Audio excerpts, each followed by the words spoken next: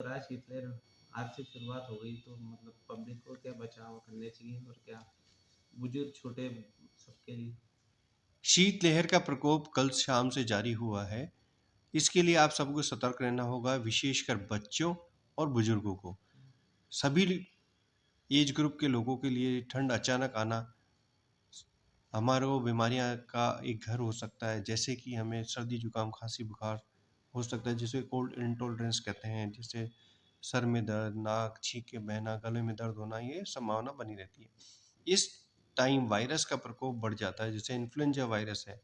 जैसे season change हो, influenza virus की संभावना बढ़ती है। रेस्पिरेटरी वायरस जो कि जुकाम वगैरह करता है, उसकी संभावना बढ़ जाती है। बैक्टीरिया काफ़ी हावी होने लगते हैं, स्पेशली न्यूमोनिया के पेशेंट बढ़ने लगते हैं। तो अगर स्वास्थ्य संबंधी रोगी बढ़ जाते हैं तो ठंड से बचाव अत्यंत आवश्यकता है। इसके अतिरिक्त जिनके फेफड़े कमज़ोर हैं, टीबी की वजह से, सीओपीडी बीमारी की वजह से, ब्रोंकियल अस्थमा की वजह से, तो इनके लिए आप सबको सावधानी की अत्यंत आवश्यकता होगी, क्योंकि इन पेशेंटों में इन मौसम में ज़रूर बचाव करें, क्योंकि वायरस और बैक्टीरिया इन लोगों पे ज़्यादा प्रभाव डालता है और न्यूमोनिया कर सकता है। डायबिटिक के मरीज हो, कैंसर के मरीज हो, जिनको पहले से कोई बीमारियां चली आ रही हैं, उनको भी विशेष प्रकार से ध्यान रखना पड़ेगा।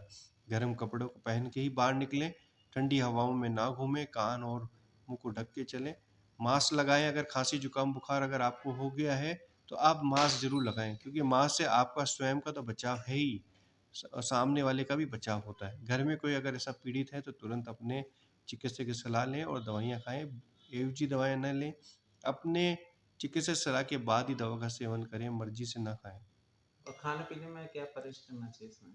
खाने पीने में ठंडी चीज़ें हैं, फ्रिज की चीज़ें हैं, बर्फ़ है, आइसक्रीम है, इसको अवॉइड करना चाहिए। जिनको लगता है कि मुझे ठंड से या ठंड में जो ठंडी चीज़ें हैं, फ्रिज में रखी हुई चीज़ें हैं, या अगर आपको एलर्जी करती हैं तो इनसे बचें। और किसी को अस्थमा है तो आप तुरंत अपने डॉक्टर की सलाह लेके कैसे बचा जाए उसका डॉक्टर से चिकित्सक सलाह लेके आप अपना बचाव कर सकते हैं। और ठंड में हेल्दी सीजन भी होता है, काफ़ी अच्छी पौष्टिक आहार लें।